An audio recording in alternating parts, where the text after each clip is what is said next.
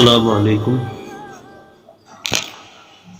الحمد للہ کفى وسلام علی عباده الذین اصطفى اما بعد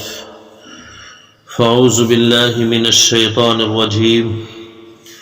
بسم اللہ الرحمن الرحیم. ولا تكتموا الشہادة ومن يكتمها فإنه آثم قلبه. وقال النبي صلى الله عليه وسلم من كتم شهادة إذا دعي إليها كان كمن شهد بالزور. صدق الله مولانا العظيم وصدق رسوله النبي الكريم ونحن على ذلك من الشاهدين والشاكرين والحمد لله رب العالمين. آج انتخابات میں ووٹ کی شرعی حیثیت کیا ہے اس کے بارے میں کچھ گفتگو کی جائے گی. میرے عزیز دوستو، موجودہ دور میں گندی سیاست نے الیکشن اور ووٹ کے لفظوں کا اتنا بدنام کر دیا ہے کہ اس کے ساتھ مکر و فریب، جھوٹ، رشوت اور دغا بازی کا تصور لازم ذات ہو کر رہ گیا ہے. اس لیے اکثر شریف لوگ اس جھنجٹ میں پڑنے کو مناسب ہی نہیں سمجھتے، اور یہ غلط فہمی تو بے حد عام ہے کہ الیکشن اور ووٹوں کی سیاست کا دین اور مذہب سے کوئی واسطہ نہیں. یہ غلط فہمی ہے. اس سلسلے میں ہمارے معاشرے کے اندر چند درچند غلط فہمیاں اور بھی پھیلی ہوئی ہیں. یہاں ان کا ازالہ بھی ضروری ہے، اس لیے اس کو بغور سماعت فرمائیں. اپنے ووٹ کو استعمال کرنا شرعاً ضروری ہے، بلکہ اس وقت میں بے حد ضروری ہے. پہلی غلط فہمی ہماری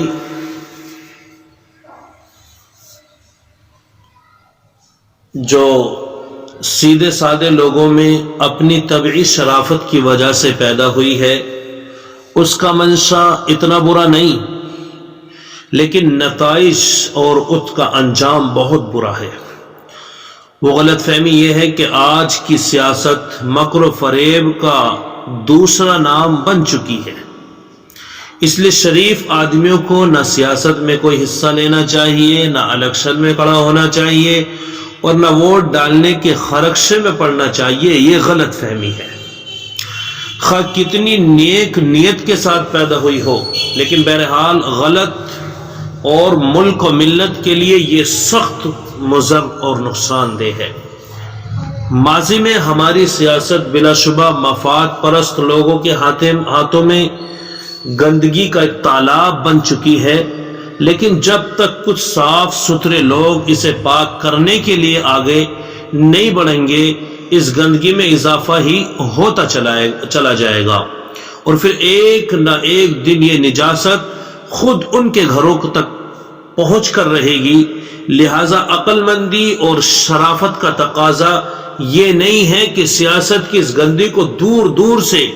برا کہا جاتا رہے، بلکہ عقل مندی کا تقاضا یہ ہے کہ سیاست کے میدان کو ان لوگوں کے ہاتھوں سے چھیننے کی کوشش کی جائے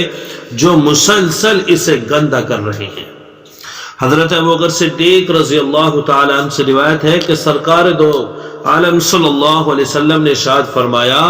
کہ اگر لوگ ظالم کو دیکھ کر اس کا ہاتھ نہیں پکڑیں گے تو کچھ بعید نہیں کہ اللہ تعالیٰ ان سب پر اپنا عذاب عام نازل فرما دے. اگر آپ کھلی آنکھوں دیکھ رہے ہیں کہ ظلم ہو رہا ہے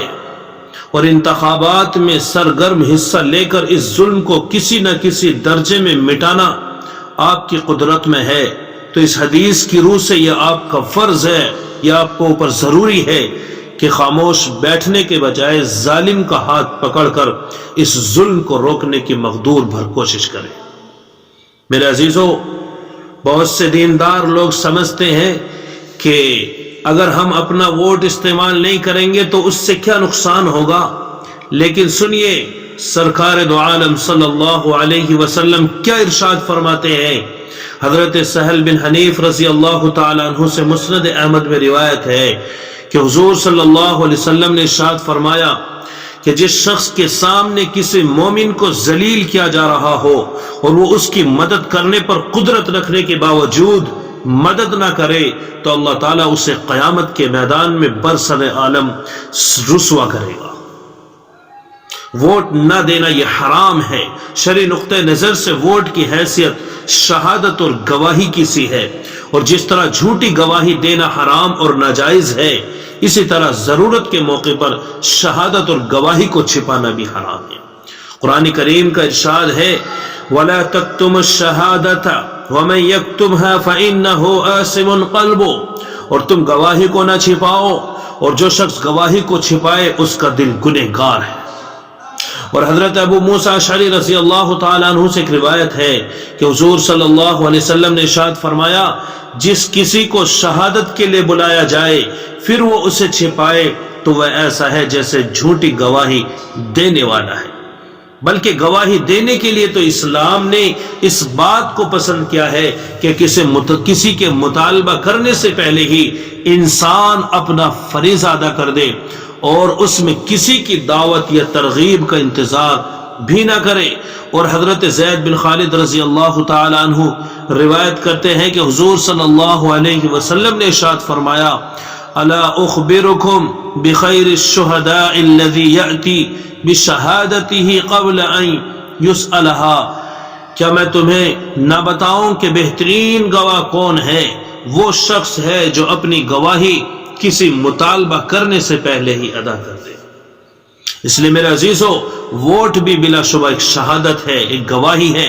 قرآن و سنت کے تمام احکام اس پر بھی جاری ہوتے ہیں، لہٰذا ووٹ کو محفوظ رکھنا دینداری کا تقاضا نہیں ہے، اس کا زیادہ سے زیادہ صحیح استعمال کرنا ہر مسلمان کا یہ فرض ہے۔ یوں بھی سوچنے کی بات ہے کہ اگر شریف، دیندار اور معتدل مزاج کے لوگ انتخابات کے تمام معاملات سے بالکل یکسو ہو کر بیٹھ جائیں تو اس کا مطلب اس کے سوا اور کیا ہو سکتا ہے کہ وہ پورا میدان شریروں، ظالموں، فتنہ پروازوں اور بے دین افراد کے ہاتھوں میں سونپ رہے ہیں۔ ایسی صورت میں کبھی بھی یہ توقع نہیں کی جا سکتی کہ حکومت نیک اور اہلیت رکھنے والے افراد کے ہاتھ میں آئے۔ اگر دیندار لوگ سیاست سے اتنے بے تعلق ہو کر رہ جائیں تو پھر انہیں ملک کی دینی اور اخلاقی تباہی کا شکوہ کرنے کا بھی کوئی حق نہیں پہنچتا، کیونکہ اس کے ذمہ دار وہ خود ہوں گے اور ان کے حکام کا سارا عذاب و ثواب انہی کی گردن پر ہوگا، اور خود ان کی آنے والی نسلیں اس شر اور فساد سے کسی طرح محفوظ نہیں رہ سکیں گی جس پر بند باندھنے کی انہوں نے کوئی کوشش نہ کی ہو۔ تو اس لیے میرے عزیزو، انتخابات کے سلسلے میں ایک دوسری غلط فہمی یہ بھی ہے جو زیادہ سنگین ہے۔ چونکہ دین کو لوگوں نے صرف نماز، روزے کی حد تک محدود سمجھ لیا ہے، اس لیے سیاست و معاشرت کے کاروبار کو وہ دین سے بالکل الگ تصور کر کے یہ سمجھتے ہیں کہ یہ سارے معاملات دین کی گرفت سے بالکل آزاد ہیں۔ چنانچہ بہت سے لوگ ایسے بھی دیکھے گئے جو اپنی نجی زندگی میں نماز، روزے اور وظائف اور ادوات تک کے پابند ہوتے ہیں، لیکن نہ انہیں خرید و فروخت کے معاملات میں حلال و حرام کی فکر ہوتی ہے، نہ وہ نکاح اور طلاق اور برادریوں کے تعلقات میں دین کے احکام کی کوئی پرواہ کرتے ہیں۔ ایسے لوگ انتخابات کو بھی خالص دنیاوی معاملہ سمجھ کر اس میں مختلف قسم کی بدعنوانیوں کو گوارا کر لیتے ہیں، اور یہ نہیں سمجھتے کہ اس سے کوئی بڑا گناہ سرزد ہوا ہے۔ چنانچہ بہت سے لوگ اپنا ووٹ اپنی دیانتدارانہ رائے کے بجائے محض ذاتی تعلقات کی بنیاد پر کسی نااہل کو دے دیتے ہیں، حالانکہ وہ دل میں خوب جانتے ہیں کہ جس شخص کو ووٹ دیا جا رہا ہے وہ اس کا اہل نہیں، یا اس کے مقابلے میں کوئی دوسرا شخص اس کا زیادہ حقدار ہے، لیکن صرف دوستی کے تعلق،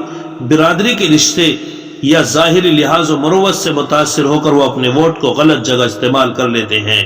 اور کبھی خیال بھی نہیں آتا کہ شرعی و دینی لحاظ سے انہوں نے کتنے بڑے جرم کا ارتکاب کیا ہے۔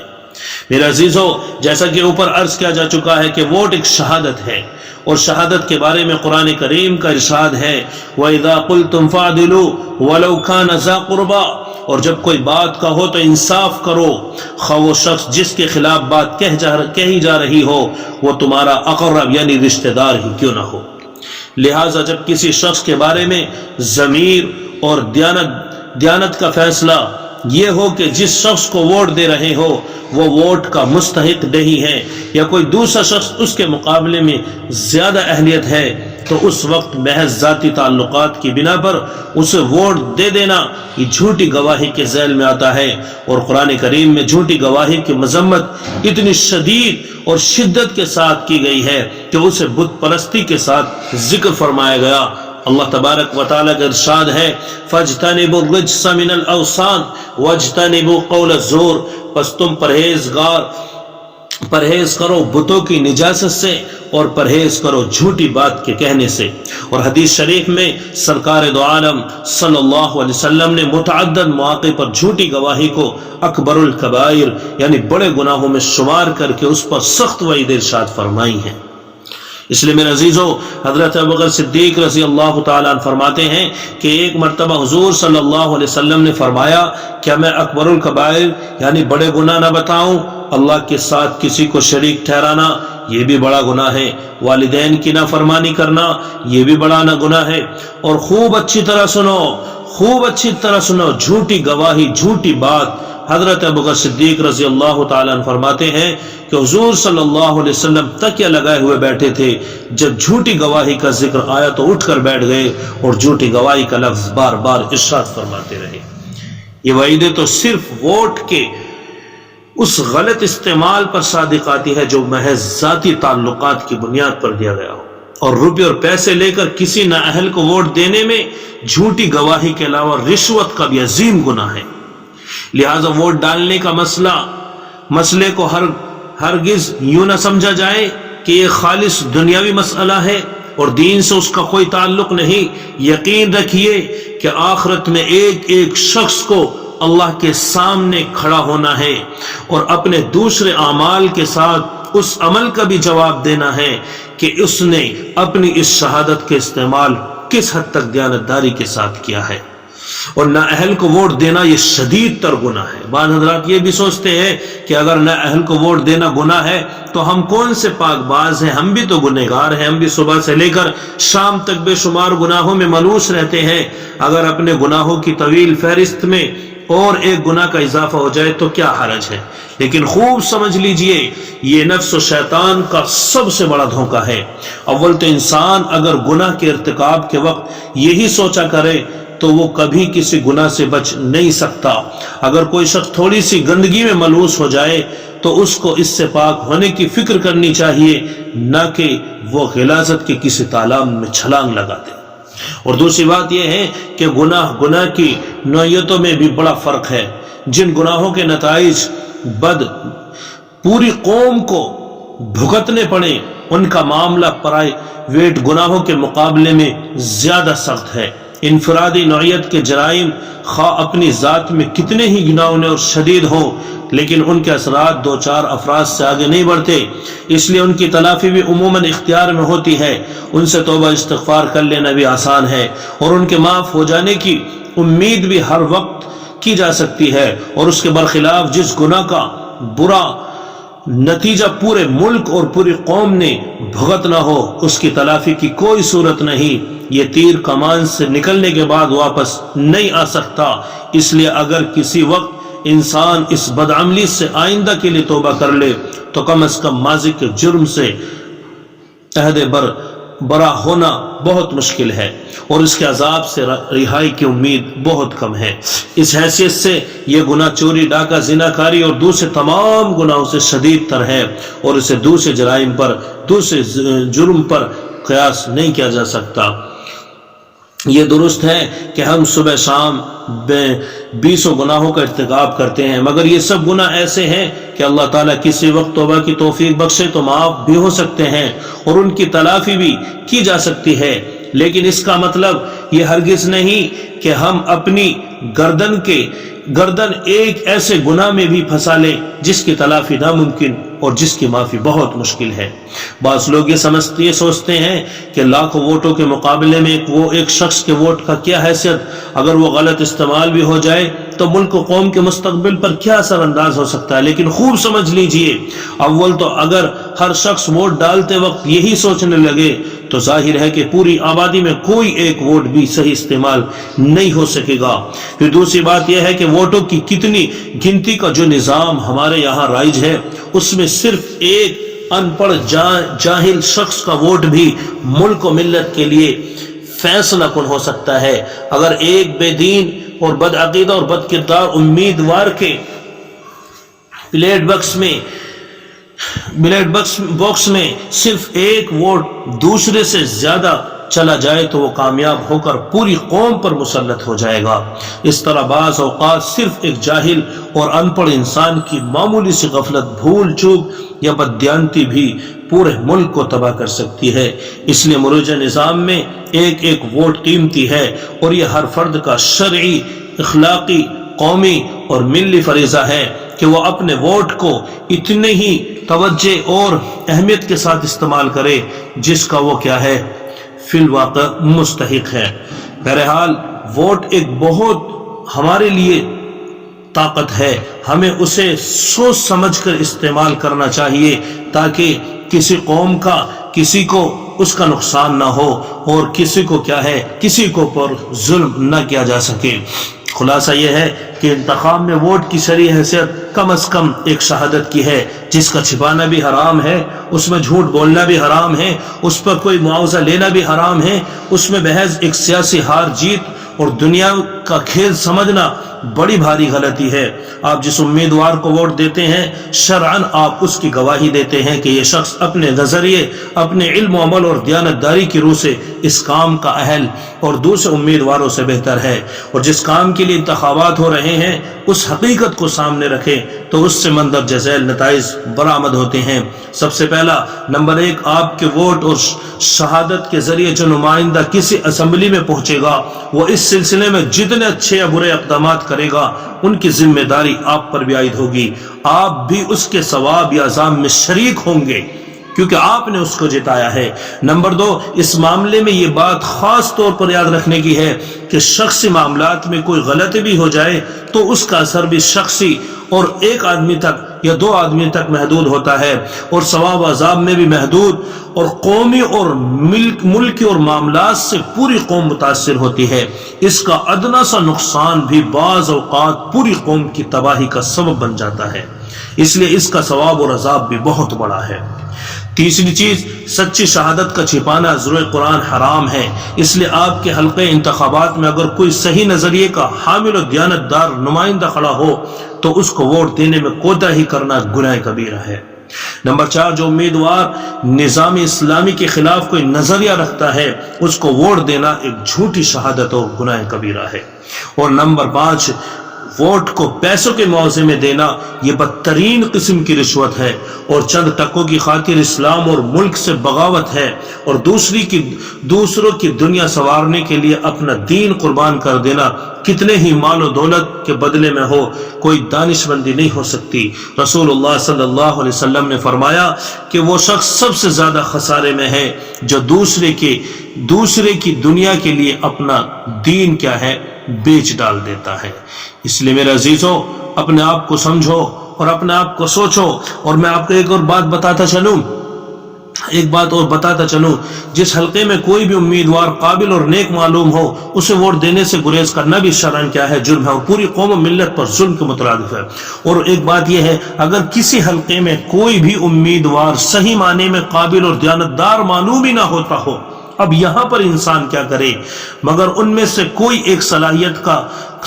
کار اور خدا تراسی کے اصول پر دوسرے کی نسبت سے غنیمت ہو تو تقلیل شر اور تقلیل ظلم کی نیت سے اس کو بھی ووٹ دے دینا جائز ہے، بلکہ مستحب ہے۔ جیسا کہ نجاست، یعنی اگر ایسے امیدوار ہوں کہ کوئی بھی اس چیز کا کیا ہے، مستحق نہیں ہے کہ ہم اپنی ووٹ اس کو دیں، تو وہاں پر اب آدمی یہ دیکھے اور یہ اندازہ لگائے کہ اس کو ووٹ دینے سے یہ زیادہ نقصان پہنچائے گا اور اس کو ووٹ دینے سے کیا ہے یہ کم نقصان پہنچائے گا. تو یہاں پر شرعی نقطہ نظر یہ ہے کہ جو زیادہ نقصان ملت کو پہنچانے والا ہے، جو زیادہ ظلم کرنے والا ہے، اس کے مقابلے میں اس آدمی کو ووٹ دیا جائے جو کیا ہے کم نقصان پہنچا سکتا ہے یا اس سے جو ہے کچھ اچھائی کی توقع کی جا سکتی ہے. جیسا کہ نجاست کے پورے ازالے پر قدرت نہ ہونے کی صورت میں تقلیل نجاست کو اور پورے ظلم کو دفع کرنے کا اختیار نہ ہونے کی صورت میں تقلیل ظلم کو فقہائے رحمہ اللہ نے تجویز فرمایا ہے. اللہ تعالیٰ سے دعا ہے اللہ ہم سب کو اس پر عمل کی توفیق عطا فرمائے اور ہمارے ووٹوں کو خاص کر اللہ تبارک و تعالی جو ملک کے لیے، ملت کے لیے، قوم کے لیے کیا ہے بہتر ہو، اللہ ہم سب کو وہاں پر اس ووٹ کو ڈالنے کی توفیق عطا فرمائے اور پورے امت مسلمہ کی خاص کر فتنہ فساد سے حفاظت فرمائے. آمین. وآخر دعوانا ان الحمد للہ رب العالمین. السلام علیکم ورحمۃ اللہ. ضرور کیجیے.